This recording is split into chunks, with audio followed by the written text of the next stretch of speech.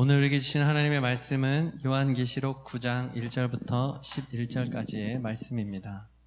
다섯째 천사가 나팔을 불매 내가 보니 하늘에서 땅에 떨어진 별 하나가 있는데 그가 무저갱의 열쇠를 받았더라. 그가 무저갱을 여니 그 구멍에서 큰 화덕의 연기 같은 연기가 올라오매 해와 공기가 그 구멍의 연기로 말미암아 어두워지며 또 황충이 연기 가운데로부터 땅 위에 나오매 그들이 땅에 있는 전갈의 권세와 같은 권세를 받았더라. 그들에게 이르시되 땅에 풀이나 푸른 것이나 각종 수목은 해하지 말고 오직 이마에 하나님의 인침을 받지 아니한 사람들만 해하라 하시더라. 그러나 그들을 죽이지는 못하게 하시고 5달 동안 괴롭게만 하게 하시는데 그 괴롭게 함은 전갈이 사람을 쏠 때의 괴롭게 함과 같더라. 그날에는 사람들이 죽기를 구하여도 죽지 못하고 죽고 싶으나 죽음이 그들을 피하리로다. 황충들의 모양은 전쟁을 위하여 준비한 말들 같고 그 머리에 금 같은 관 비슷한 것을 썼으며 그 얼굴은 사람의 얼굴 같고 또 여자의 머리털 같은 머리털이 있고 그 이빨은 사자의 이빨 같으며 또 철 호심경 같은 호심경이 있고 그 날개들의 소리는 병거와 많은 말들이 전쟁터로 달려들어가는 소리 같으며 또 정갈과 같은 꼬리와 쏘는 살이 있어 그 꼬리에는 5달 동안 사람들을 해하는 권세가 있더라. 그들에게 왕이 있으니 무저갱의 사자라. 히브리어로는 그 이름이 아바돈이요 헬라어로는 그 이름이 아볼루온이더라. 아멘. 할렐루야. 항상 예수님으로 승리하시기를 축복합니다. 예수님으로 살 때에 살 길이 열립니다. 세계 호스피스 운동의 창시자인 엘리자베스 큐블러 로스가 있습니다. 이분은 스위스 출신의 정신과 의사입니다. 많은 분들의 임종을 지켜보고 또 그분들을 안내를 해드리고 도왔습니다. 평생을 그렇게 지나시면서 중요한 것들을 깨닫게 되었습니다. 사람이 마지막에 가장 강력한 감정이 두려움과 사랑이라는 것을 알게 되었습니다. 시기, 질투, 열등감, 쾌락, 무슨 세상 사는 재미, 이러한 것들은 마지막 그 순간에 맥을 못 추더라는 것입니다. 그런데 두려움과 사랑, 이 두 가지 감정은 더 강력하게 드러나더라는 것입니다. 죽음은 개인의 종말 사건입니다. 나에게는 오지 않을 것 같은 종말 같아요. 그런데 어느 날 개인의 종말이 실제가 되는 사건입니다. 그 종말 앞에 섰을 때 두려움과 사랑이 강하게 드러나는 거예요. 선명해지는 것입니다. 그렇다면 하나님께서는 왜 감정 중에 두려움과 사랑을 이렇게 강력하게 우리에게 주셨을까요? 사랑을 주신 것은 조금 이해가 됩니다. 하나님은 사랑이시니까. 그런데 왜 하나님께서는 두려움도 그렇게 주셨을까요? 이유는 두려움과 사랑이 길접하게 관계를 맺고 있기 때문에 그렇습니다. 두려움이라고 하는 감정 자체는 죄가 아닙니다. 두려움을 통과하면서 내가 결정하고 나아가는 방향이 문제인 것입니다. 어떤 사람은 두려움을 통과하면서 하나님을 떠나는 사람이 있습니다. 또 우상 앞에 엎드리는 사람이 있습니다. 귀신에게 엎드리는 사람이 있습니다. 두려움을 직면하기 싫어가지고 자꾸 회피해요. 그래서 죄의 쾌락들을 쫓아다니는 사람도 있습니다. 마귀는 이러한 것들을 이용해서 사람들을 두려움에 묶이게 합니다. 낙심과 절망에 빠지게 합니다. 죄의 종노릇하며 살게 하는 것입니다. 대순진리회라고 하는 곳이 있습니다. 그곳에서 병든 사람을 만날 때 이렇게 이야기합니다. 이전에 길에서 인상이 좋아 보이십니다. 혹시 도를 아십니까? 이렇게 많이 이야기했던 분들입니다. 병든 사람을 보면 당신 친척 중에 병들어서 죽은 사람 있지 않냐고. 그 병들어서 죽은 그 사람의 귀신이 당신 몸 거기에 붙어가지고 아픈 거라고. 아니, 안 아프고 죽은 사람이 누가 있어요? 그런데 그 이야기를 하면 긴장이 되죠. 그 귀신을 위로하고 잘 보내야 된다. 병들어 죽은 그 귀신이 몸에 붙어 있으니까. 그렇게 하려면 제사를 드려야 되는데 귀신이 오는 시간이 있습니다. 귀신과 만나는 시간이 있습니다. 그러니 몇 날 몇 시에 이곳으로 오세요. 우리가 그것을 해주겠습니다. 그러면 두려워가지고 거기 가는 거예요. 원죄도 있죠. 마귀의 전략은 사람들의 두려움을 이용해서 어떻게든지 하나님으로부터 멀어지게 만드는 것입니다. 사울 왕이 그랬어요. 다윗을 볼 때 다윗에게 자신의 영화를 빼앗길까봐 사울 왕이 두려워했습니다.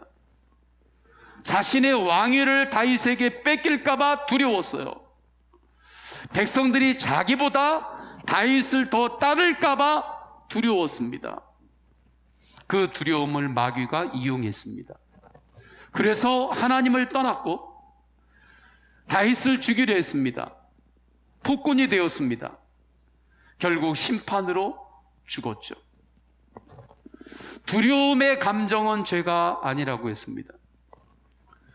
그러나 두려움으로 인해서 하나님을 떠나게 하는 것, 그 힘, 그리고 그것을 따르고 받아들이는 것, 그것이 바로 죄인 것입니다. 오히려 두려움의 감정은 하나님께서 우리에게 주신 선물과 같습니다. 죄인들인 우리에게 주신 선물과도 같아요. 왜 그렇습니까? 하나님께서 우리에게 두려움을 주신 것은 그 두려움을 통해서 생명을 향하라는 것입니다.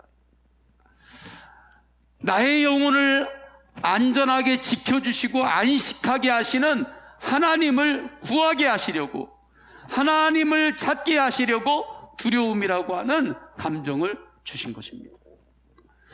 이창우 선한목자 병원장이 계십니다. 그분이 두려울 때 사람 몸에 나타나는 생체 리듬에 대해서 기록했는데 재밌게 보았습니다. 사람 몸이 두렵잖아요. 그러면 얼굴이 창백해집니다. 이유가 있어요. 얼굴로 올라가는, 피부로 올라가는 혈액이 줄어드는 거예요. 이 모세혈관들이 수축이 되면서. 왜 그런 일이 일어나는가? 내 몸에 있는 혈액이 내 몸의 생명을 유지하기 위해서 가장 필요한 곳으로 가려고 한다는 것입니다. 그곳이 어디인가? 뇌하고 장기인 거예요. 이곳으로 혈액이 가야 되기 때문에 얼굴 피부로는 혈액을 올리지를 않는 것입니다. 그래서 얼굴이 창백해지는 거래요. 두려움이 있을 때 사람 몸은 생명을 그렇게 찾게 되고 생명을 유지하려고 하고 생명으로 향하게 된다는 것입니다. 그런데 문제는 계속해서 두려움에 묶여 있으면서 내 몸을 어떻게든지 생명으로 유지해야 되겠다. 그것이 길어지면 오히려 몸이 상한다는 거죠. 계속해서 두려움에 묶여 있는 그 힘으로 내 몸의 혈액을 일정한 곳으로 자꾸 보내서 어떻게든지 살아남으려고 한다는 거죠. 그러면 에너지가 다 소진된다는 것입니다.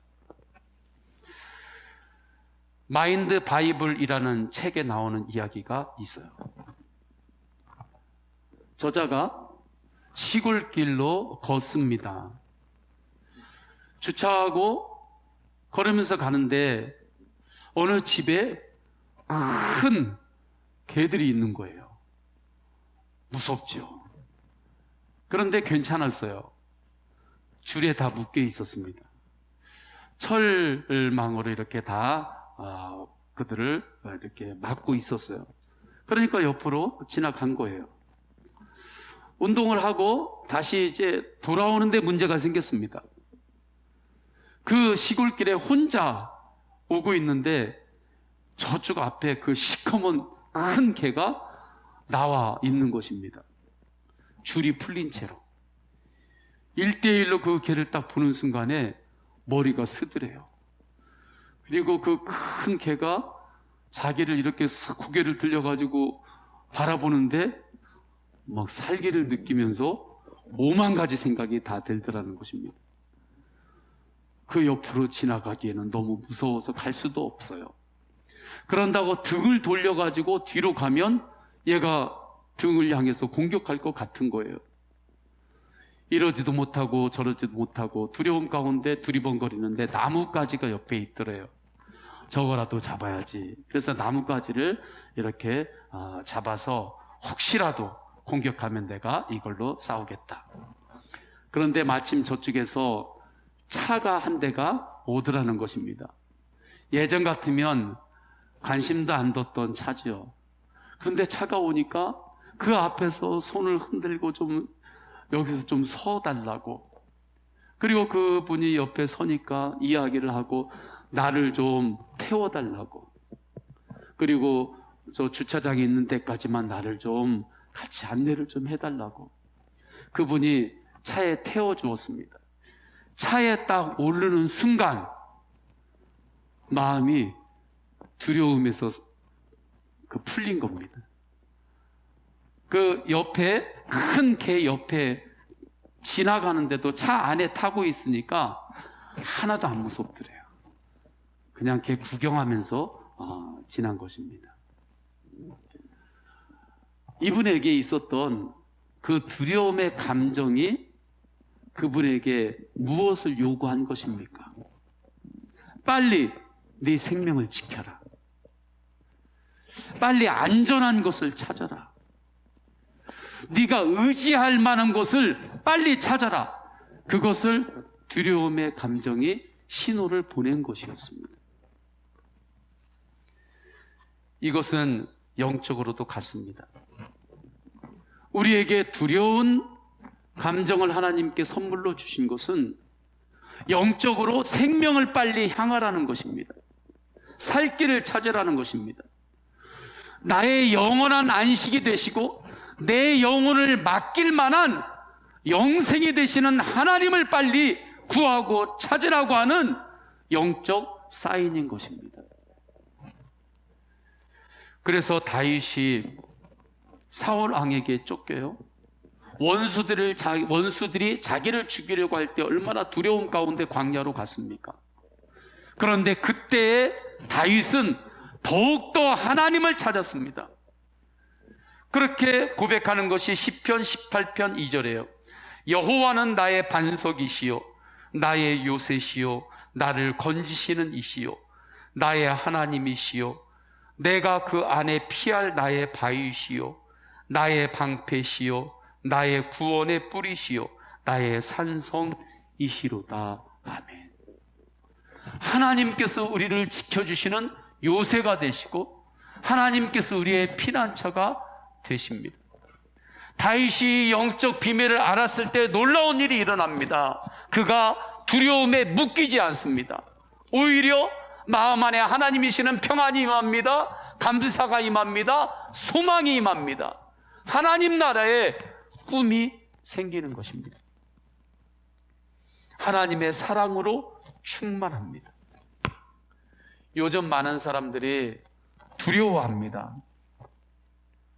혼자 있는 것을 두려워하는 사람이 있습니다. 또 어떤 사람은 사람들을 만나는 것이 두려운 사람이 있어요. 반대로. 앞으로 뭘 먹고 살 수 있을까를 두려워합니다. 내가 앞으로 뭘 먹고 살지? 망할까봐 두려워합니다. 몸이 좀 아프면 그 건강 때문에 두려워합니다. 요즘처럼 시대가 바뀐다고 하고 미래가 불확실할 때 미래를 두려워합니다. 물론 모든 사람에게 코로나 바이러스로 인한 보이지 않는 두려움이 있습니다. 코로나 바이러스가 눈에 안 보이니까요. 색깔이라도 있으면 좀 피하기라도 하겠는데 색깔도 없고 소리도 없으니까 보이지 않는 두려움이 연기처럼 이 땅을 이렇게 덮고 있는 거예요. 이때 이러한 두려움들이 주는 영적 사인은 무엇일까요? 지금이 더욱 믿음으로 살아야 할 때라는 것입니다. 이 사인을 주시는 거예요. 생명이신 예수님을 더욱 바라보며 살아야 할 때라고 주님께서 우리에게 주시는 예비 신호인 것입니다. 마가복음 4장에는 제자들이 배를 타고 갈릴리 바다를 건너는 장면이 나옵니다. 갈릴리 바다를 건널 때 배 위에 예수님도 타셨습니다. 예수님은 주무시고 계셨습니다. 주무시고 계셨다고 하는 것은 갈릴리 바다의 그 표면이 일상적으로 그냥 잔잔했다는 거예요. 그러니까 일상적으로 항해하던 그러한 형태였다는 것입니다. 그러니까 좀 쉬시면서 주무시고 계셨죠. 인간의 몸을 하셨기에. 그런데 갈릴리 바다에 갑자기 광풍이 몰아닥칩니다. 풍랑이 일어납니다. 일상적으로 항해하는 그러한 형태가 완전히 순식간에 깨진 것입니다. 성경을 보면 풍랑으로 물이 배 안으로 막 들어왔다고 말씀하고 있습니다. 그때 제자들이 어떻게 했습니까? 두려웠습니다. 무서워했습니다. 왜 무서워했습니까? 풍랑 때문에 무서워한 것입니다. 이전에 평안하게 항해하던 그 일상에서 완전히 변화된 광풍이 불어닥쳤기 때문에 두려워한 것입니다. 죽을까봐 두려워한 것입니다. 그런데 그때 예수님께서는 이렇게 말씀하십니다. 너희가 어찌하여 두려워하느냐? 믿음이 적은 자들아. 여기에서 세상 나라하고 하나님 나라가 완전히 갈라지는 거예요. 세상의 시각으로 보면 풍랑 때문에 두려워하고 죽을 것 같아서 두려워합니다. 이거 틀린 거예요? 안 틀린 거예요. 세상적인 시각으로 보면. 그런데 하나님 나라의 시각으로 볼 때는 믿음이 없어서 두려워하는 것입니다. 그래서 예수님께서 이렇게 말씀하시는 거예요. 무엇이 맞나요? 죽을 것 같아서 두려워하는 것이 맞나요? 너희가 믿음이 없어서 두려워한다. 이 말씀이 맞나요? 그러면 예수님께서는 왜 너희가 믿음이 없어서 두려워한다고 말씀하실까요? 이것은 역으로 이야기하면 믿음이 두려움을 이길 수 있다는 거잖아요. 왜 그렇습니까? 우리가 믿는 예수님은 사랑의 예수님이시기 때문입니다. 사랑으로 살리는 길을 여셨기 때문입니다. 예수님도 십자가에 못 박히실 때에 예수님도 두려워하는 마음이 없었던 건 아니잖아요. 그러니까 하나님 아버지, 이 잔을 제가 좀 안 마시면 안 되나요? 이 잔을 저에게서 다른 곳으로 좀 돌려주시면 안 되나요? 그렇게 말씀했죠. 그러나 예수님께서는 아버지 뜻대로 하십시오. 그렇게 말씀하시면서 십자가를 지셨습니다. 그 원초적인 인간이기 때문에, 인간으로 오셨기 때문에 가질 수 있는 그 두려움을 십자가의 사랑으로 이기신 것입니다. 십자가의 사랑으로 살 길을 여신 거예요. 살 길은 사랑의 길입니다. 할렐루야. 두려움도 살 길을 조금 열려주지만 두려움으로 살 길을 지속적으로 그 에너지로 가지고 갈 때는 생명이 절단나는 거예요. 사랑의 살 길을 열어주시는 것입니다. 그 증거가 예수 그리스도의 십자가의 사랑입니다. 그래서 요한 1서 4장 18절에서는 이렇게 말씀해요. 사랑 안에 두려움이 없고 온전한 사랑이 두려움을 내쫓나니 두려움에는 형벌이 있습니다. 온전한 사랑이 두려움을 내쫓아요. 살아가면서 정말 두려움이 있고 어려움이 있습니까?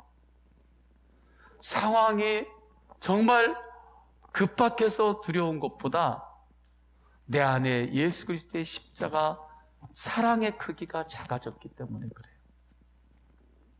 그것을 예수님은 제자들에게 너희 믿음이 적은 자들아 왜 두려워하느냐 말씀하는 것입니다.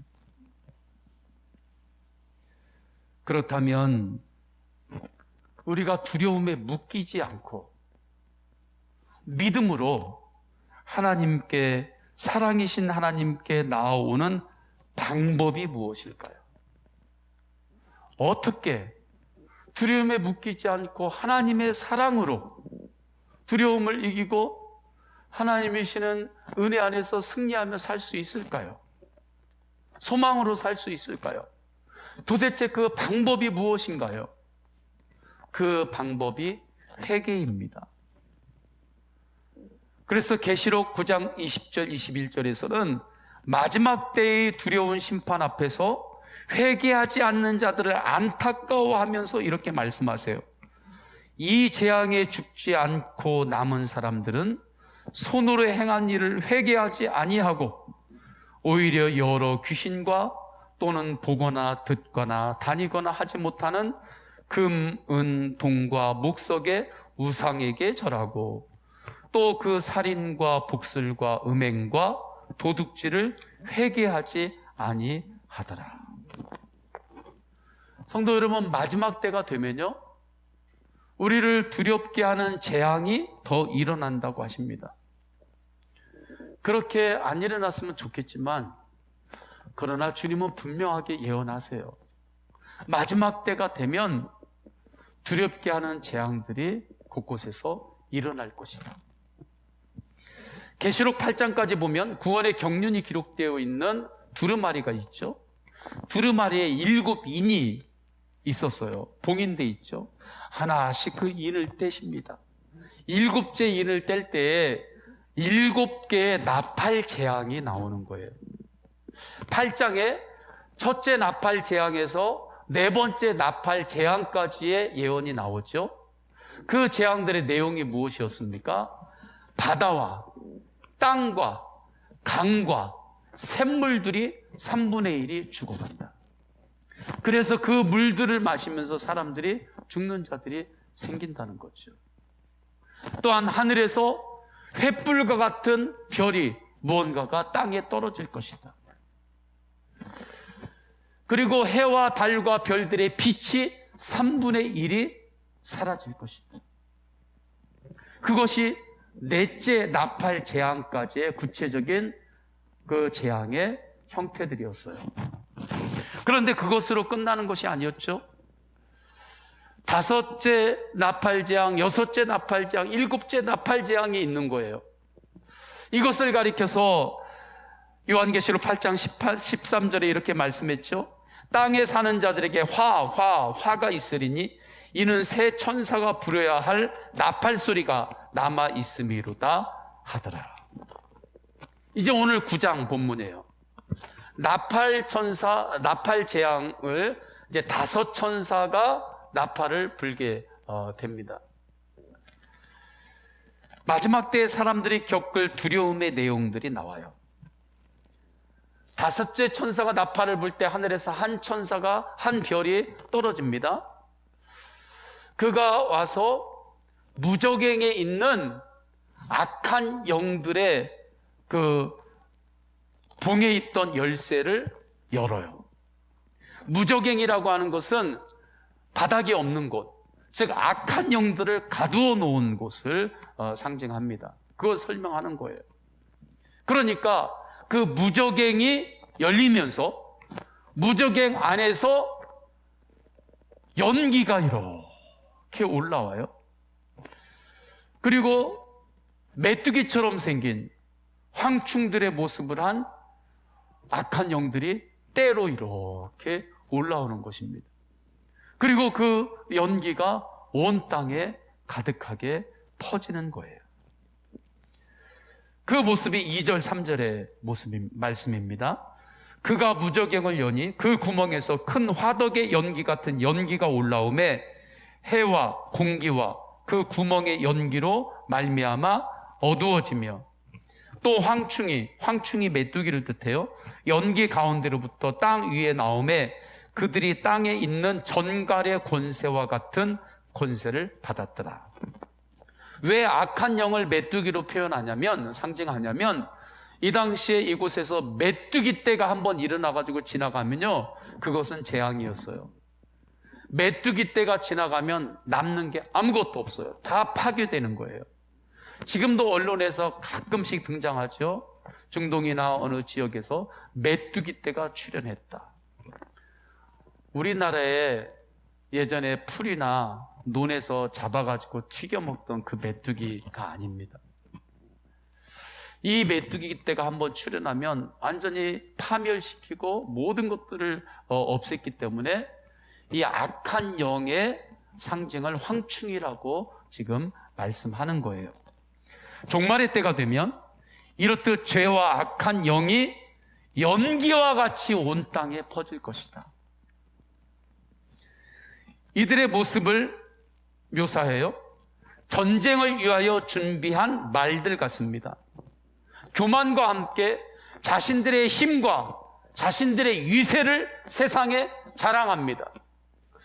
자신들의 힘과 위세로 세상을 움직이려고 하고 다스리려고 하는 것입니다. 그래서 자신들이 왕노릇하겠다고 머리에 금 같은 관을 쓰고 귀신들이, 악한 영들이 나타나는 거예요. 계시록 4장에 보게 되면 하늘나라에 24장로들이 있는데 그들은 자기가 쓰고 있는 관을 벗어요. 계속 쓰고 있지 않아요. 관을 벗어서 하나님의 제단 앞에 내려놓았습니다. 그러나 이 악한 영들은 그렇지 않아요. 자기가 왕노릇하기 위해서 왕관을 자기가 쓰고 나오는 거예요. 그리고 그들은 영적 전쟁을 하기 위해서 달려드는 그러한 모습으로 때를 지어서 움직입니다. 이들의 이빨은 우는 사자와 같은 이빨과 같습니다. 이것을 구체적으로 7절 9절에서는 이렇게 표현하는 거예요. 황충들의 모양은 전쟁을 위하여 준비한 말들 같고 그 머리에 금 같은 관 비슷한 것을 썼으며 그 이빨은 사자의 이빨 같고 그 날개들의 소리는 병거와 많은 말들이 전쟁터로 달려 들어가는 소리 같으며, 아예 작정하고 사람들의 영혼을 망가뜨리려고 준비를 하고 나오는 것입니다. 이것이 악한 영들의 실체인 거예요. 우리가 양극단을 조심해야 됩니다. 요즘 이렇게 과학이 발달이 되고 이런 세상에 무슨 마귀가 있고 악한 영이 있습니까? 없습니다. 잘못된 거예요. 악한 영이 있습니다. 또 반대로 뭘 하다가 연필을 깎다가 손에 조금 이렇게 뱄어요. 그럼 이 손 벤 것도 귀신이 역사에서 벤 거라고 하고, 감기 들려도 이것도 귀신이 역사에도 감기 들렸다고 하고, 모든 것을 또 이렇게 해석하고 극단적으로 가는 것도 잘못된 거예요. 이것을 마음에 우리가 정리를 하면서 말씀을 볼 때 분명한 것은 마지막 때에 악한 영들이 역사한다는 것입니다. 그리고 그들에게는 무기가 있어요. 전갈과 같은 꼬리와 날카로운 살이 있습니다. 이것이 사람들에게 상처를 줘요. 시험에 빠지게 합니다. 쿡쿡 찌르게 하는 거예요. 내가 자꾸 시험에 빠지잖아요. 너 때문에 시험에 빠졌어. 이 상황 때문에 시험에 빠졌어. 그때 영적으로 빨리 눈을 열어야 될 것이 또 있는 거죠. 그래서 10절에 보게 되면 또 전갈과 같은 꼬리와 쏘는 살이 있어 그 꼬리에는 5달 동안 사람들을 해하는 권세가 있더라. 사람들에게 상처를 주고 자꾸 찌르는 거예요. 이처럼 마지막 때의 이 재앙의 모습을 볼 때에 누구나 두려움을 가질 수밖에 없죠. 그런데 이러한 마지막 때에 더욱 분명하게 드러나는 두려움보다 더 크신 하나님의 은혜가 있습니다. 개인의 종말에서도 두려움이 있지만 두려움보다 더 큰 게 작동하는 것이 뭐냐면 사랑의 감정이에요.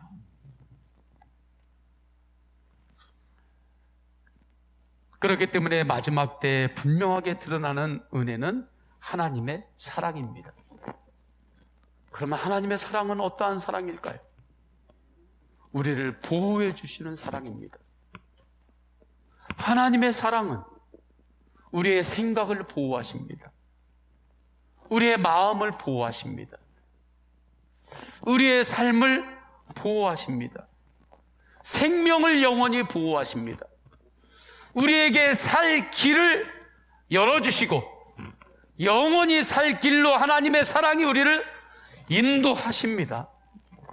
그래서 4절 중반 이후에 보게 되면 마지막 때의 재앙 중에도 오직 이마에 하나님의 인침을 받지 아니한 사람들만 헤아라 하시더라 말씀해요. 어떠한 마지막 때의 재앙이 있다 할지라도 하나님의 인침을 이마에 받은 사람, 이것은 뭐예요? 성령의 인침을 받은 사람을 뜻하는 거예요. 주님을 영접하고 성령님이 임재한 사람은 하나님께서 보호하여 주십니다. 하나님의 사랑으로 보호하시는 거예요. 십자가 사랑으로 보호하십니다. 그 영혼을 반드시 살 길로 인도하십니다. 그렇다면 마지막 때의 재앙의 두려움 속에서 죽는 길로 가지 않고 사는 길로 가야 되잖아요. 그러면 내가 사는 길로 갈 수 있는 방법이 무엇인가? 두려움에 묶여 사는 것이 아니라 하나님 사랑 안에서 살 수 있는 그 방법이 무엇인가? 그것이 바로 회개입니다. 그게 회개예요. 그래서 회개는 미루면 안 돼요. 할렐루야. 어디 누구하고 거래할 때 입금하는 날짜 안 미루죠? 뭐 어디 통장에 뭐 계산해야 될 날짜 안 미루죠? 그런 거 안 미루는 것보다 회개를 안 미뤄야 돼요. 할렐루야. 회개를 미루는 영적 습관을 갖지 않기를 축원합니다. 그러면 회개란 무엇인가? 나의 죄만 바라보고 있는 게 회개가 아니에요. 나의 죄와 나의 연약함, 추함만을 바라보고 사는 것이 회개가 아닙니다. 나의 죄를 사하시는 예수 그리스도의 십자가를 바라보고 사는 것이 회개예요. 십자가를 바라보는 것이 회개지, 나의 죄를 용서하시는 나의 죄만 바라보는 것이 회개가 아닙니다. 어떤 사람은 자신은 세상에 두려울 것이 없다고 말합니다. 그 사람이 몰라서 그렇습니다. 아직 자기 죄가 드러나지 않아서 그렇습니다. 그리고 영원히 드러나지 않을 것이라고 생각하기 때문에 그렇습니다. 참 안타까운 일이지만 어느 날 갑자기 자기의 죄가 드러났을 때 극단적인 선택을 하는 일들이 있습니다. 그러한 일들을 우리가 가끔 듣게 되죠. 죄가 드러날 때 그것을 직면하는 것이 두려운 것입니다.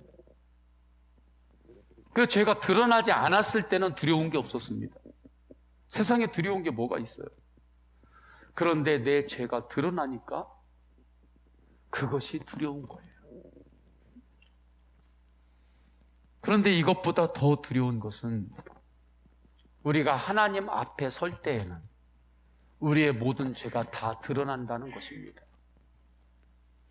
그때 드러나는 것이 정말 두려운 것입니다.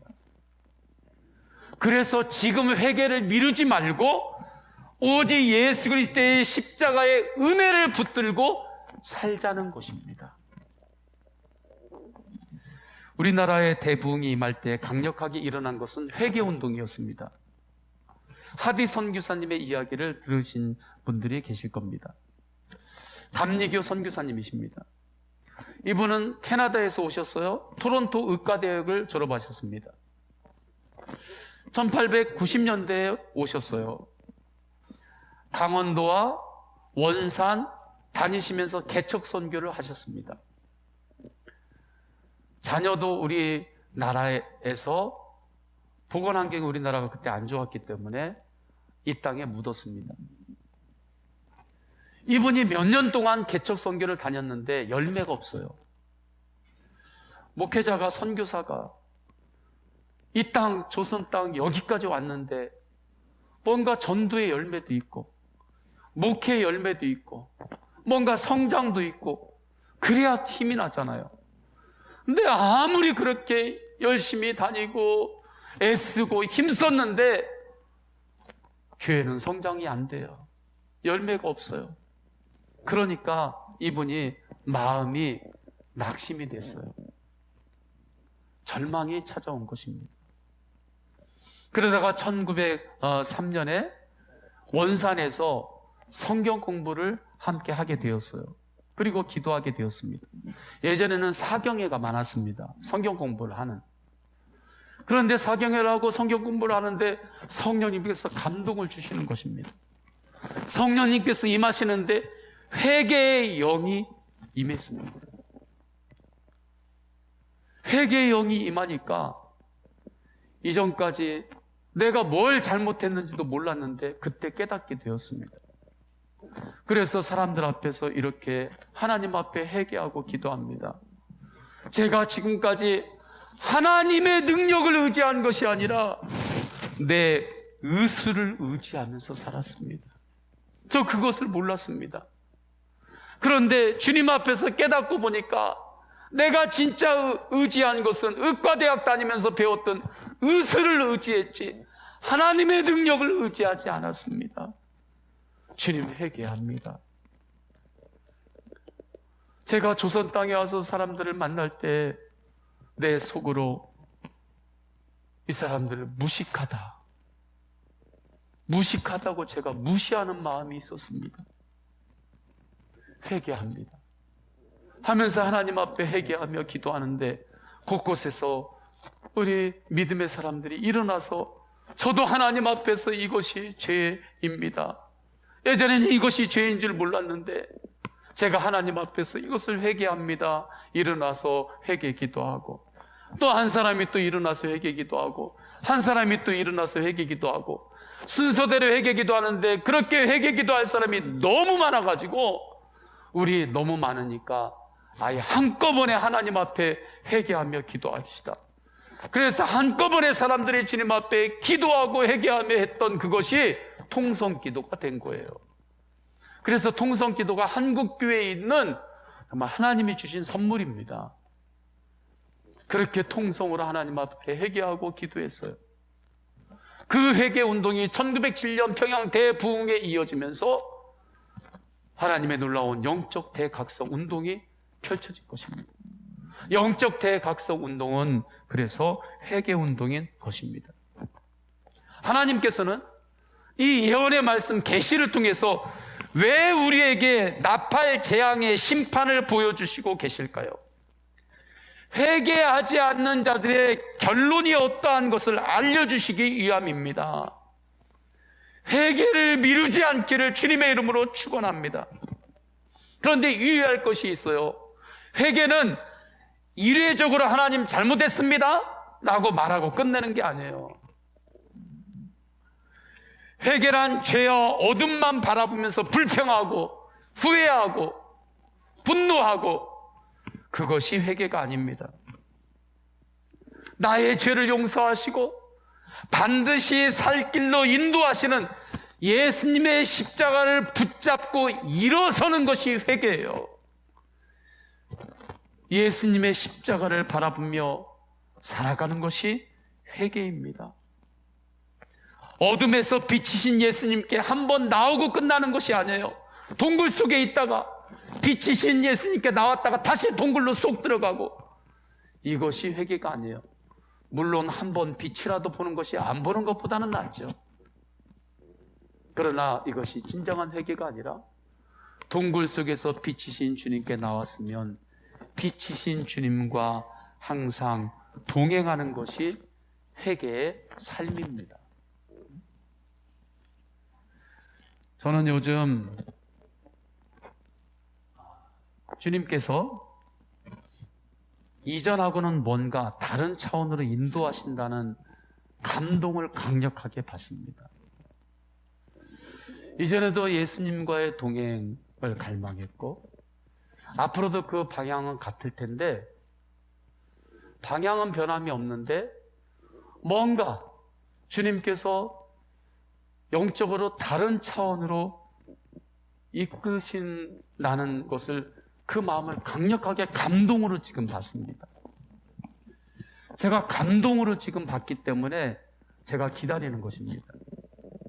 예수님께서 어떻게 영적인 격을 새롭게 하시고 인도하실지 주님, 제가 아직은 주님께서 저에게 감동으로만 주셨는데 분명한 말씀과 그 인도하심으로 이끄실 것을 주님, 제가 기다리겠습니다.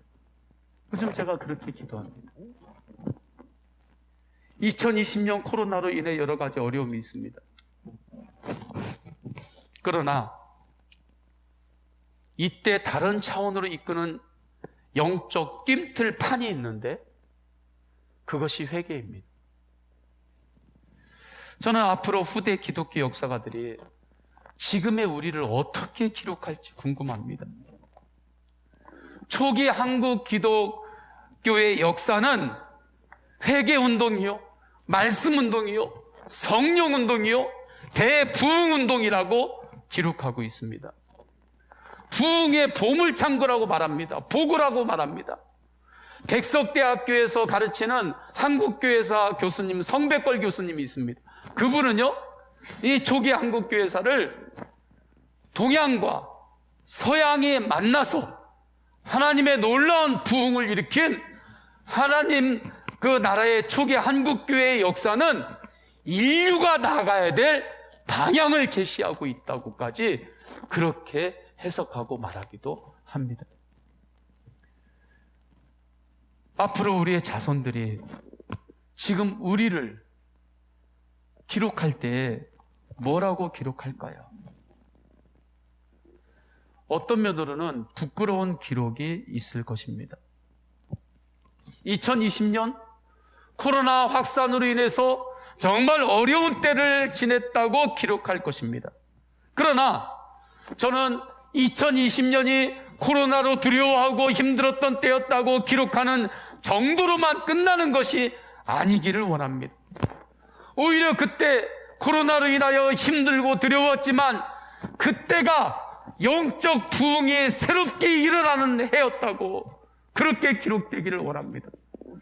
코로나가 확산될 때 오히려 우리 믿음의 선지들은 더욱 어둠에서 빛으로 나왔다. 십자가를 바라보며 회개했고 십자가를 붙들고 일어섰고 십자가를 붙들고 힘을 얻었다. 코로나와 경제적인 위기로 삶이 두려운 상황에 있었지만 두려움에 묶이지 않고 살 길을 찾았다. 빛이신 예수님과 친밀한 동행을 하며 영원히 살고 시대를 살렸다. 가정과 마을과 한국과 열방을 살리는 길을 걸었다고 기록되기를 원합니다. 특별히 우리 청년들은 이 청년의 시대를 지날 때 여러분들이 앞으로 20년, 30년이 지났을 때, 작년이 되었을 때 그때 여러분의 청년의 이 때를 어떻게 기억하실 것 같습니까?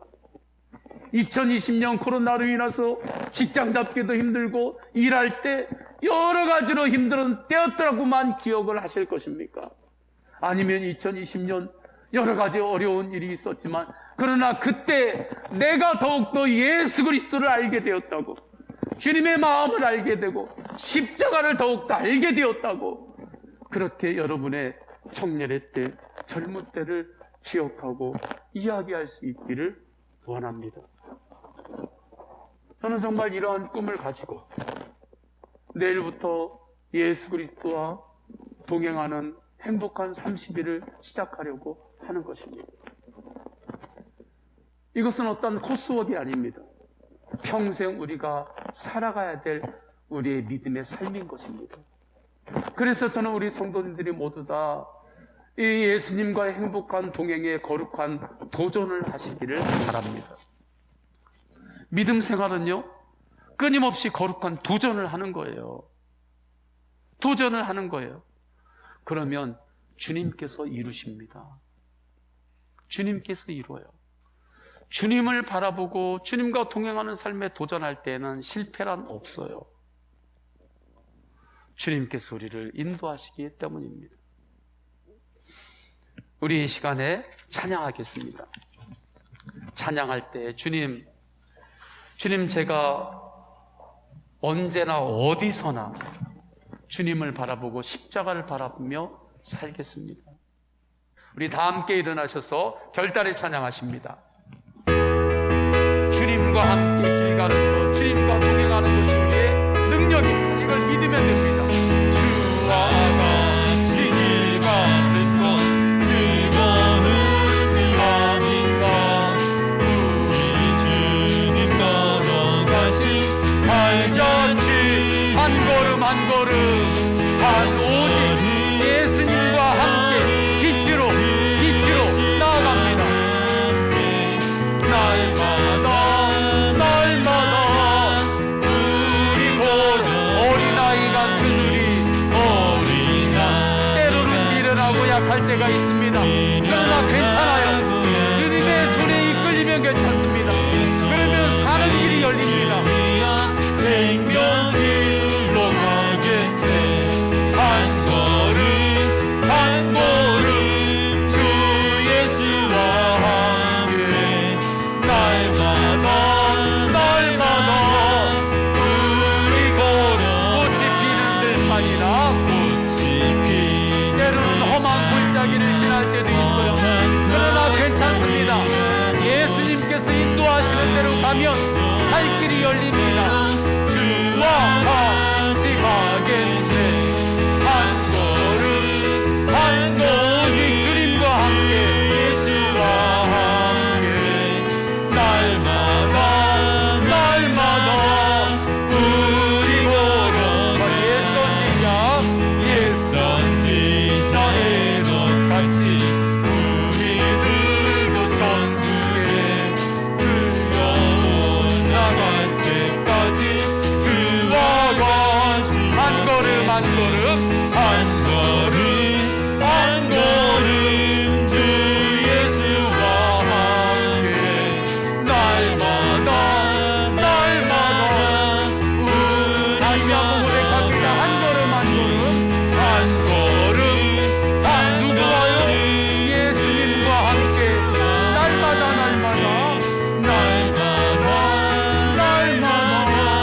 우리 걸어가리.